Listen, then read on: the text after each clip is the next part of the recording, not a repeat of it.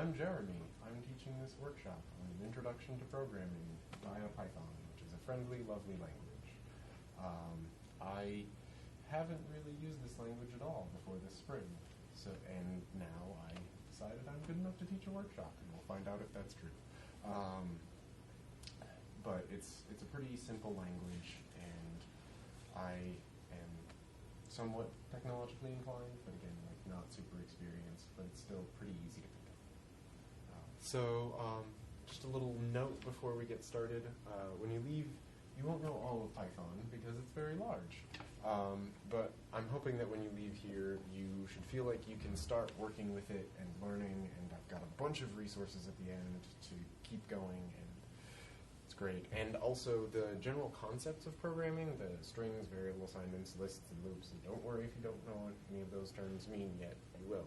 They don't change, but the implementation in the language might change. So if you understand the basic structures, it's just kind of like a little bit of a odd gap between languages. So once you learn one, it becomes easier to learn another.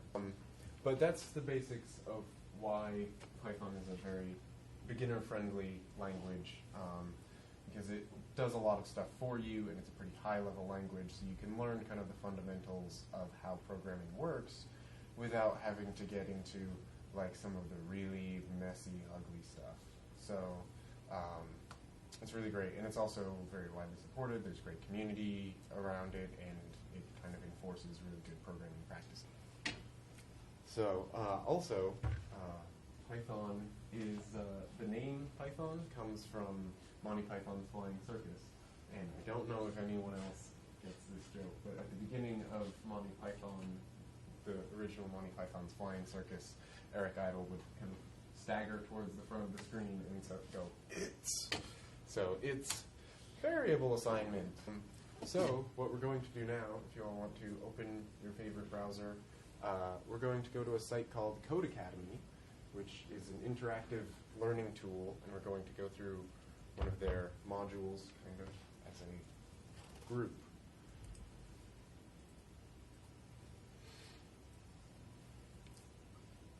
So, I'll bring this back up. It's codeacademy.com/tracks/Python.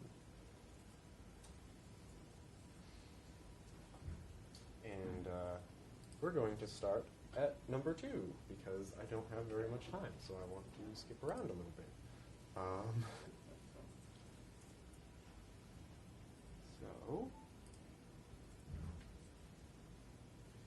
it's going to explain the interface for you. There's an explanation of your current task on the left.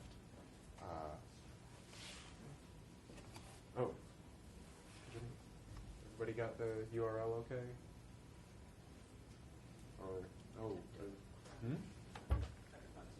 Oh, okay, good. Yeah, the version of Firefox that's on the computer might be a little sad. Apparently there's some compatibility issues on campus that necessitate having really old versions of Firefox. Interesting.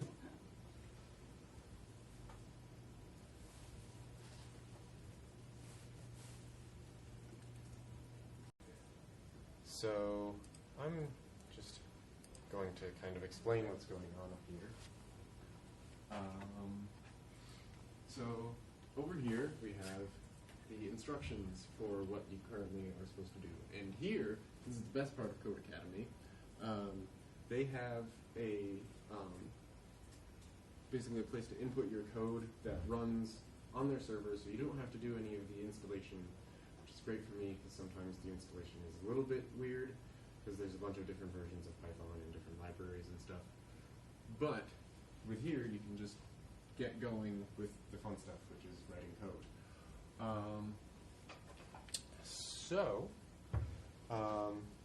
The first thing we're going to do is assign some values to some variables, and then do some math with them. So dust off your algebra. Okay. So, you've just feasted on a truly delicious meal of Spam and eggs. The diner's computer is down, however, so you'll need to compute the cost of your meal yourself on your own personal computer with internet access that you've brought with you.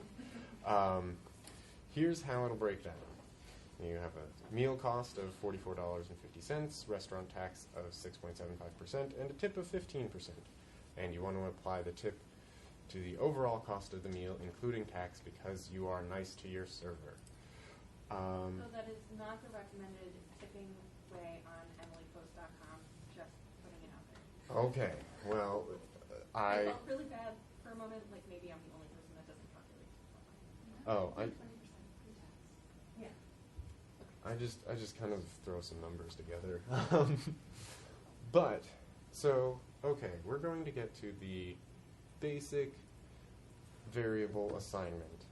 So, you start on the left-hand side, you have a variable, and then on the right-hand side, you have what it means. So, it's kind of like, it's setting x equal to something, except you're calling it not x, and you're setting it to a wide variety of things. We're just working with numbers right now, but it's pretty basic.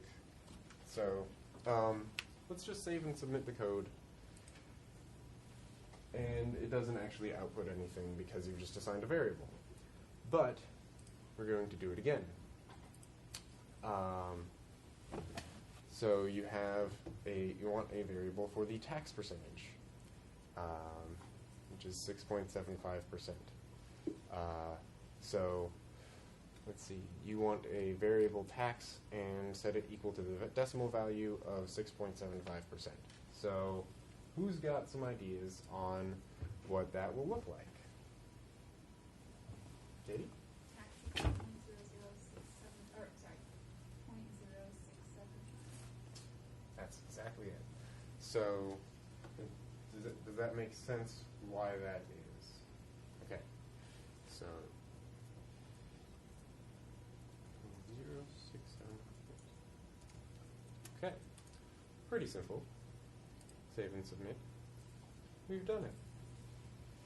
Again, it's not outputting anything. Don't worry about that for now.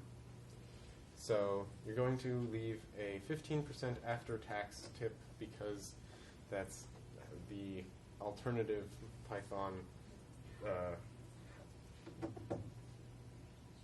appropriate thing to do.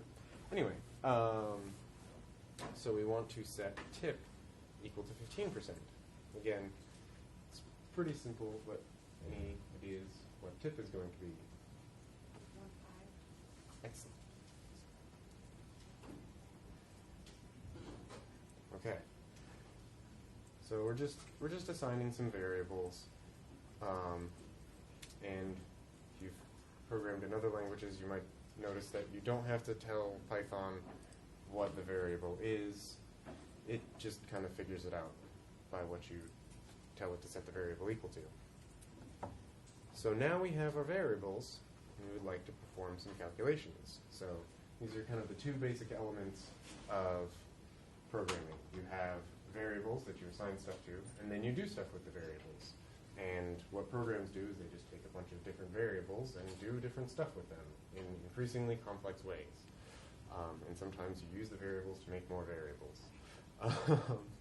So this is the simple version of that. So we just want to calculate the value of the meal. So any ideas on how to calculate that? We want to calculate the total, including tax, and then tip on top of that. Maybe I'll give you some time to read the instructions, and that'll probably explain it better.